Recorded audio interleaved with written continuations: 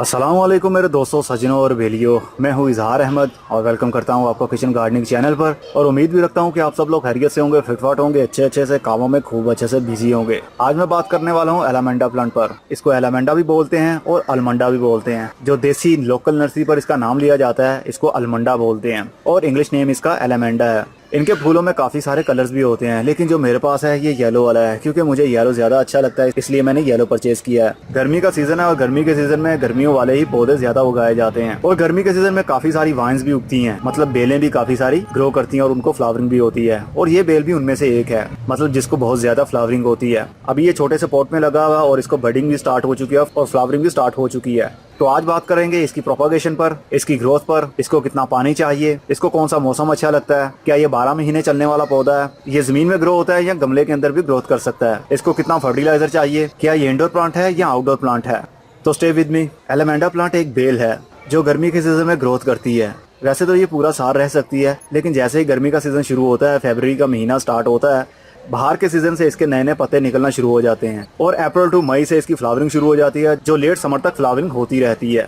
मतलब नवंबर के महीने तक भी इसकी फ्लावरिंग हो सकती है। सर्दी के सीजन में इसकी थोड़ी सी ग्रोथ रुक जाती है, मतलब इसके पत्ते सारे डिफोलिएट हो जाते हैं, सिर्फ ब्रांचेस ही विजिबल रहती हैं अगर आपने ओपन एयर में रखा हो, मतलब शेड के अंदर ना रखा हो। अगर इसको शेडी एरिया में रखा होगा जहाँ पर डायरेक्ट सर्दी के सीजन में इनके ऊपर धुंध ना पड़ती हो, तो इसके पत्ते झड़ेंगे नहीं, बल्कि इसी तरह चमकते रहेंगे। इसके पत्ते देखने को ऐसे लगता है जैसे गार्डेनिया प्लांट है। गार्डेनिया प्लांट जैस्मीन फैमिली से है।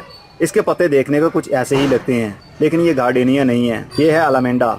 अगर मैं कहूँ कि ये बहुत ही इजी टू ग्रो है तो इसमें कोई झूठ बात नहीं होगी, क्योंकि ये सच में ही बहुत इजी टू ग्रो है। ये कटिंग से भी ग्रो हो सकता है और सीड से भी, लेकिन सीड से थोड़ा सा मुश्किल होता है, क्योंकि इसके अंदर सीड पोट तभी बनता है जब इसको पॉलिनेट किया जाए, मतलब पॉलिनेशन करने के बाद सीड पोट बनता है। और हर कोई इसकी पॉलिनेशन नहीं भी कर सकता, इसलिए सबसे आसान तरीका यही है कि इसकी कटिंग काटी जाए और इसको लगा दिया जाए, तो इसकी ग्रोथ शुरू हो सकती है। लेकिन कटिंग लगाने का सीजन फरवरी के महीने में होता है, जब बाहर का सीजन शुरू होता है, या फिर बरसात के मौसम में। कटिंग लगाने के लिए ह्यूमिडिटी हमें चाहिए होती है और कुछ ठंडक भी चाहिए होती है। तो ह्यूमिडिटी और थोड़ी सी ठंडक दो सीजन में ही आपको मिल सकती है, या तो बाहर का सीजन या फिर बरसात का मौसम। अभी मई का महीना है और बहुत ज्यादा गर्मी है, अगर इसकी कटिंग अभी लगाएंगे तो कामयाब नहीं हो पाएंगे। इस बेल को आप गमले के अंदर भी ग्रो कर सकते हैं और जमीन के अंदर भी। अगर इसको जमीन के अंदर आप ग्रो करते हैं तो बहुत जल्दी इसकी ग्रोथ बढ़ जाएगी और बहुत सी ब्रांचेस भी निकलना शुरू हो जाएंगी, लेकिन उसको मैनेज करना बहुत मुश्किल होता है, मतलब उसका मेंटेनेंस का काम करना, उसको प्रूनिंग करना। अगर उनके ऊपर पेस्ट या इंसेक्ट अटैक करते हैं तो उनके ऊपर स्प्रे करना बहुत मुश्किल हो जाता है। लेकिन गमले के अंदर हर प्लांट को मैनेज करना बहुत आसान होता है। कुछ वाइन्स होती हैं जो गमलों के अंदर ग्रो नहीं हो सकती, क्योंकि उनकी रूट्स बहुत जल्दी डेवलप होती हैं और रूट बाउंडिंग भी हो जाती है। लेकिन एलामेंडा प्लांट ऐसा नहीं है, इसकी रूट्स तो डेवलप होती हैं लेकिन रूट जल्दी बाउंड नहीं होती। इसलिए आप इनको 12 इंच के गमले में या 16 इंच के गमले में लगा सकते हैं और इसको सिर्फ सपोर्ट की जरूरत होती है। अगर इसकी ब्रांचेस को आप किसी रस्सी से बांध देते हैं तो ये रस्सी के साथ साथ आपके छत के ऊपर भी चढ़ सकती है, इवन के वो एक गमले में ही लगी हो, क्योंकि इसकी रूट बाउंडिंग जल्दी नहीं होती। जिस तरह बुगनविलिया वाइन है, अगर उसको हम गमले के अंदर ग्रो करेंगे वो ग्रो तो हो जाएगी, लेकिन उसकी जल्दी रूट बाउंडिंग भी हो जाएगी,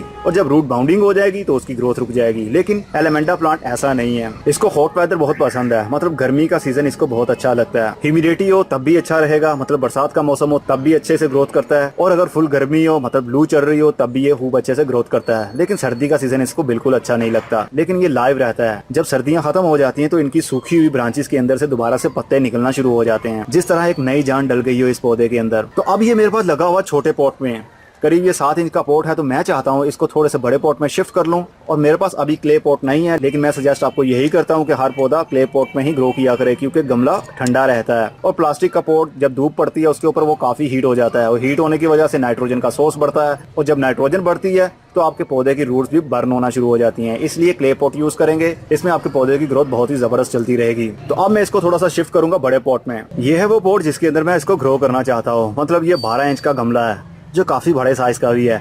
और उसके लिए मैं मिट्टी जो यूज करूंगा वो है बालू मिट्टी, जिसमें 50% रेत होती है और 50% ही मिट्टी होती है। ऐसे ड्रेनेज सिस्टम भी अच्छा बना रहेगा और स्टोरेज सिस्टम भी अच्छा बना रहेगा। तो मैं इस गमले के अंदर मिट्टी भर लेता हूँ। मिट्टी भरने से पहले पॉट के अंदर जो ड्रेनेज होल होता है उसको कवर करना बहुत जरूरी होता है, नहीं तो जब आप पानी देंगे तो पानी के साथ साथ मिट्टी भी उस होल से बह जाएगी। इसलिए इसको कोको कोयर से या किसी जाली वाले कपड़े से आप इसको कवर कर सकते हैं। गमले के अंदर मैंने मिट्टी को भर लिया है, अब इसको हम शिफ्ट करेंगे इस बड़े पॉट के अंदर।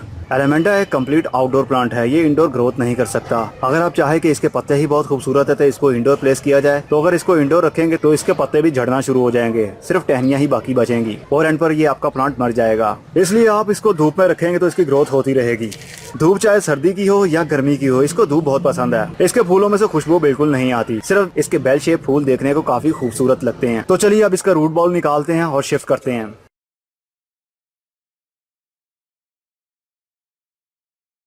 तो ये है इसका रूट बॉल और इसकी ग्रोथ काफी अच्छे से भी चल रही है। और जो इन्होंने मिट्टी यूज की है वो भी बालू मिट्टी है, जिसके अंदर काफी हद तक ग्रोथ अच्छी रहती है। इसकी वाइट सी रूट्स और इसकी रूट्स का एक स्पाइडर बना हुआ ये बता रहा है कि इसकी ग्रोथ बहुत जबरदस्त और परफेक्ट चल रही है।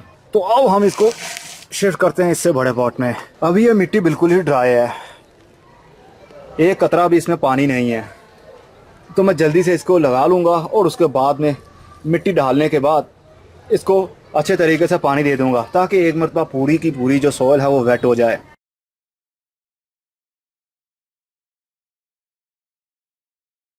फिलहाल के लिए इतनी मिट्टी काफ़ी है, लेकिन अभी भी इसके अंदर 3 इंच और मिट्टी डल सकती है।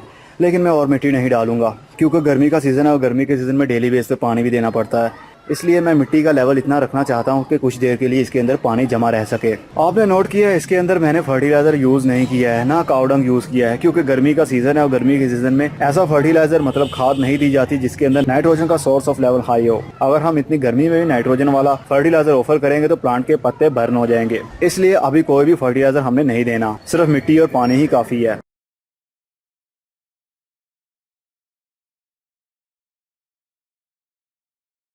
अब ये जो बबल्स आपको दिख रहे हैं ये एयर पॉकेट ख़त्म होने की निशानी है। जो मिट्टी के अंदर एयर पॉकेट्स रह जाते हैं, मतलब हवा थोड़ी सी रह जाती है, तो पानी देने की वजह से वो सारे एयर पॉकेट्स खत्म हो जाते हैं और उनकी जगह पर ये मिट्टी भर जाएगी। इनको फर्टिलाइजर आप ऑफर करना चाहें तो NPK फर्टिलाइजर दे सकते हैं, जिसमें नाइट्रोजन, फास्फोरस और पोटाशियम होता है। ये फूलों वाला पौधा है और इसके फोलिएज काफी प्यारे हैं, इसलिए इसको ज्यादा नाइट्रोजन की और पोटाशियम की ज्यादा जरूरत होगी। इसको आप जितना ज्यादा धूप में रखेंगे इसकी फ्लावरिंग उतनी ही होगी। और जैसे दिन ढलने लगता है, रात आने लगती है, तो इसके फूल भी बंद होने लगते हैं और जैसे ही सुबह होती है तो दोबारा से इसके फूल खिल जाते हैं। इसका मतलब ये हुआ कि इसको सूरज की धूप बहुत ही पसंद है। इनके ऊपर एफर्ट्स भी बहुत अटैक करते हैं, लेकिन इतनी गर्मी में एफर्ट्स नहीं आते। इनके ऊपर आप ऑर्गेनिक पेस्टिसाइड स्प्रे यूज कर सकते हैं। रिसेंटली मेरी जो वीडियो गुजरी है how to make organic pesticide, तो आप वो हर 15 रोज के बाद एक मरतबा इसके ऊपर शावर कर दिया करें, तो इसकी ग्रोथ अच्छे से चलती रहेगी। और इसको आपने ज्यादा पानी भी ऑफर नहीं करना। अगर हर वक्त सॉइल इसकी गीली रहेगी तो इसको फंगस लग जाएगा, तो इसकी ग्रोथ रुकने लगेगी। इसलिए पानी तभी दे जब ऊपर वाला सरफेस एरिया इसका ड्राई हो रहा हो, मतलब ऊपर वाली गमले की मिट्टी ड्राई फील हो, देन ही आप पानी दें, अदरवाइज पानी देने की ज़रूरत नहीं है। अगर आप इसकी अच्छे से केयर करते हैं तो ये आपके पास मल्टीप्लाई होते होते कितने सारे हो सकते हैं। अगर इतनी गर्मी के महीनों में भी आप इसको फर्टिलाइजर देना चाहते हैं तो वो फर्टिलाइजर ना दे जिसके अंदर नाइट्रोजन होती है। जिस तरह काऊ डंग है, अगर काऊ डंग मतलब गाय का गोबर ठीक तरीके से डिकम्पोज नहीं हुआ तो आप इसको ऑफर मत कीजिएगा। अगर आप डालेंगे, अगर उसके अंदर अगर वो ठीक से डिकम्पोज नहीं हुआ तो आपके पौधे की ग्रोथ रुक जाएगी और इसके पत्ते बर्न होने लगेंगे। इसके अंदर आप एगशेल पाउडर और बनाना पील पाउडर भी यूज कर सकते हैं, क्योंकि उनके अंदर नाइट्रोजन नहीं होती। उसके ऊपर भी मेरी वीडियो मौजूद है, how to make organic fertiliser. हर 15 रोज के बाद हाफ टी-स्पून आप उनका यूज कर सकते हैं गमलों में। और जैसे ही बरसात का मौसम शुरू हो, मतलब अगस्त के बाद में जो बाहर का सीजन शुरू हो जाता है, तो तब आप नाइट्रोजन वाला फर्टिलाइजर भी इनको दे सकते हैं, जिस तरह गाय का गोबर। तो ये तो था एलिमेंटा प्लांट को आपने कैसे ग्रो करना है और इसकी प्रोपगेशन आप कैसे कर सकते हैं। अब इसको जरूरत है किसी सपोर्ट की, तो मैं इसके अंदर एक स्टिक लगा देता हूँ ताकि इसको सपोर्ट मिल जाए।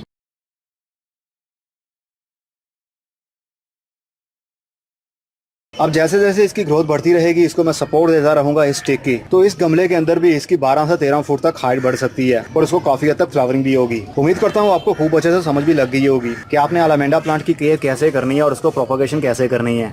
अब अगली वीडियो में फिर किसी नई इन्फॉर्मेशन के साथ मिलेंगे, तब तक के लिए good bye, see you and tata, और अपना बहुत सा ख्याल रखिएगा। क्या आप भी इजहार की तरह वीडियोस बनाना चाहते हैं? अगर हाँ तो अभी उर्दू ट्यूब चैनल विजिट करें और सब्सक्राइब कर लें।